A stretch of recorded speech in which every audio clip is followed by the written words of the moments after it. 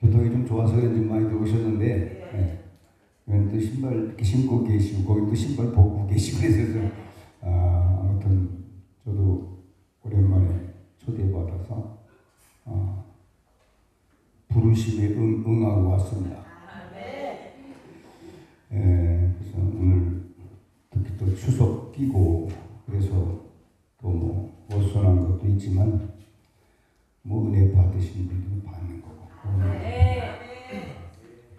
바쁘면 누가 바쁘라고 했나 그러면서 주님이 그러실 테니까 아무튼 멀리서 오셨다고 하니까 제가 또 미안합니다. 제가 오히려 제일 가까운 것 같아서 오면서 나는 또 이렇게 주로 약간 외진데로 들어가가지고 그래서 교통이 나름대로 편하더라고요. 나름대로 아주 불편한 건 아니고. 그래서 자, 오늘 그 말씀은 넘어지지 않고 이기는 신앙, 그렇게 한번 정해봤습니다.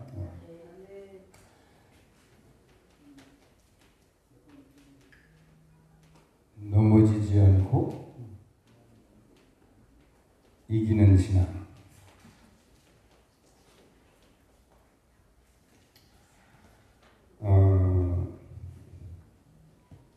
우리가 요한계시록 2장, 그 3장을 쭉 보게 되면 이기는 자들에 대해서 쭉 나오죠.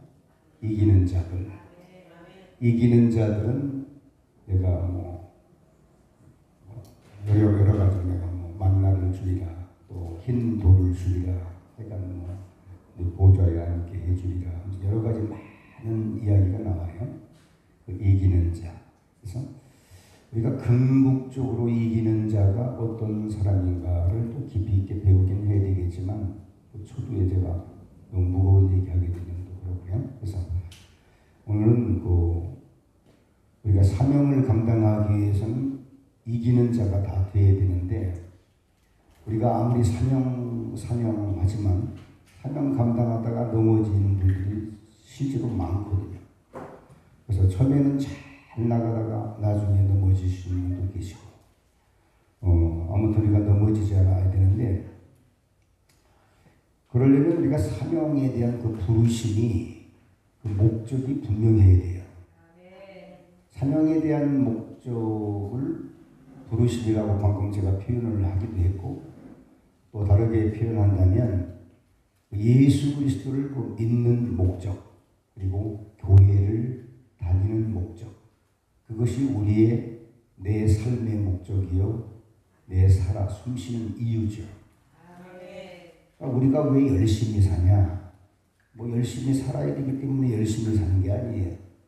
우리는 사명이기 때문에 그렇게 사는 거고 그 사명이라고 지금 자꾸 제가 얘기를 합니다만은 그 사명 안에 우리가 뭐가 있는가 이렇게 보면 이 사명 안에 이제 구원이 있고 사실은 능력이 있고 또 평강이 있고 제일 중요한 건 이제 구원이겠지만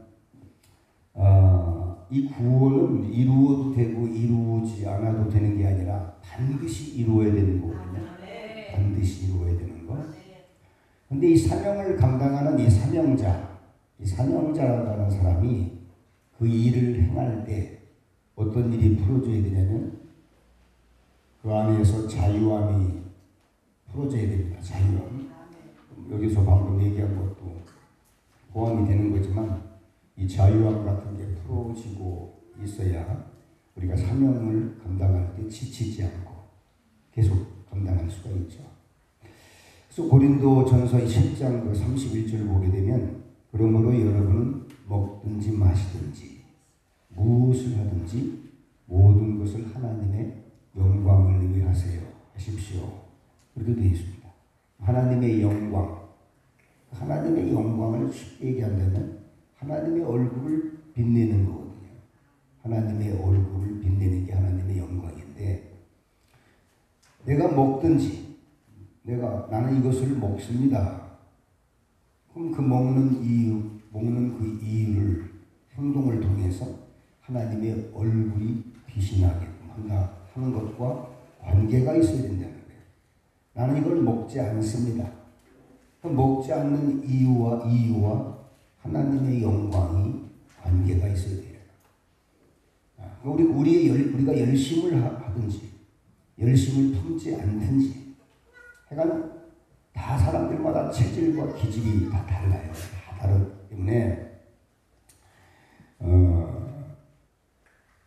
이런 준비를 이런 방식으로 좀 준비를 해왔는데 지금 성령께서는 그냥 표현하고 그리게 하시는데 우리가 방금 부르심이라고 하는 사명을 얘기할 때 부르심이라고 하고 말을 하는데 이 부르심은 왜 부르느냐면 하나님이 보내시기 위해서 불러요.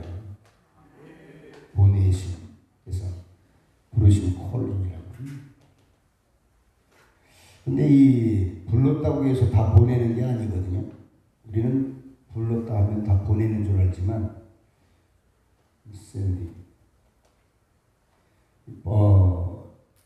보내기까지는 또 단계가 이렇게 뭐하죠?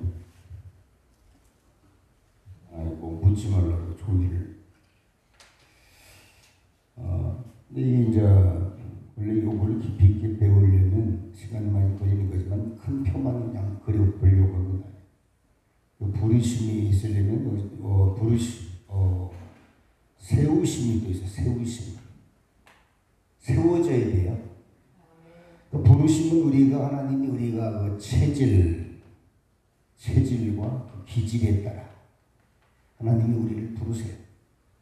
그래서 어떤 사람은 앞에다가 세워놔야 막 기가 살아. 영이 살고. 내가 볼 때는 준비가 잘 안 된 것 같은데도 앞에 있어야 기가 살아. 근데 어떤 사람은 앞에다가 세우면 기가 막 죽어요. 영이 막 짓눌려. 부르심이 그런 게 있어요. 체질과 기질이 있어요.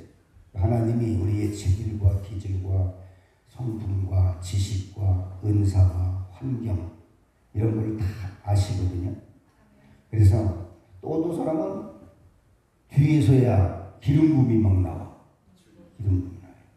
앞에 내가 서 있지 않다고 해서 시기하고 질투하냐? 그러지 않아요. 시기도 안 하고 질투도 안 하고 경쟁하는 것도 관심이 없어요. 또 어떤 사람은 뒤에 있어도 안 되고 앞에 있어도 안 돼. 중간에 있어야 돼요. 중간에 있어야 기름 부음이 막 잘 나와요. 그게 우리 부르심은 변하기도 하지만 우리 체질과 기질도 자꾸 변하긴 해요. 근데 근본적인 체질과 기질이라는 것이 사실 있거든요. 어쨌든 하나님은 우리를 이렇게 부르시는데 그 다음에 세우세요. 세우는 건 뭘로 세우냐면 지식과 은사를 가지고 세우는 겁니다. 지식과 은사. 그래서 우리가 빌딩이 자꾸 높은 빌딩이 세워지려면 지하를 더 많이 봐야 될까요? 적게 봐야 될까? 많이 봐야지. 1층 건물 짓는 거하고 5층 건물 짓는 거하고 30층 짓는 거랑 틀리잖아요. 그러니까 1층 건물이야 뭐 지하 팔 일이 있어. 5층 건물도 안 파는 데도 있더라고.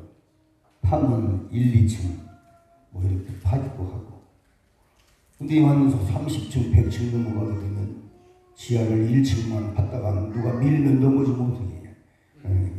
큰일 나죠.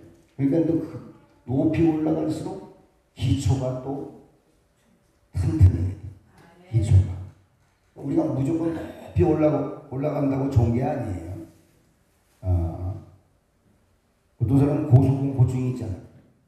높이 올라가면 어지러운 사람이 있어요. 사역도 그래요. 사역도 그런 게 있어요. 조금 표현이 조금 그렇지만 아무튼 이 세우심이 또 그래요. 세우심이 지식과 은사 이 두 가지가 자꾸 이렇게 균형을 잡는 겁니다. 우리가 잘못하면 지식만 강조하면 또 바리새인이 되는 거고 은사만 강조하면 은사주의자가 돼. 그래서 지식과 은사가 균형이 동전의 양면처럼 잘 잡혀야 됩니다. 이 지식은 사실은 우리에게 판단하게 하는 거죠. 판단. 하나님은 우리에게 진리를 주시잖아요. 진리를 주시면서 어떤 말씀을 하세요? 내가 길이요 진리요 생명이라고 하는 말씀을 주님이 하셨는데, 이 진리라고 하는 것은 사실 뭐냐면 모든 것의 기준이에요. 모든 것의 기준이다. 오늘날 현대사회가 옳다와 옳지 않다의 기준이 없어요. 그것은 뭐 동성애를 합의하에 뭐 선진국에서 다 통과한 것을 왜 우리나라에서는 통과를 안 시키냐, 이러면서 데모하는 시대가 됐어요. 이게 죄냐 죄가 아니냐를 분별을 못하는 거예요. 그럼 분별을 왜 못하냐? 왜 죄를 죄가 아니라고 말하냐? 그게 기준이 없는데, 기준이 진리예요. 진리. 아멘. 그래서 우리는 이 진리가 있어야 진리가 있어야 진리를 알지니 진리가 너희를 자유케 하리라. 여기서 말하는 자유케 한다는 얘기는 묶이지 않는다 이런 말이에요. 묶이지 않는다. 또 묶다라고 하는 것은 묶였다.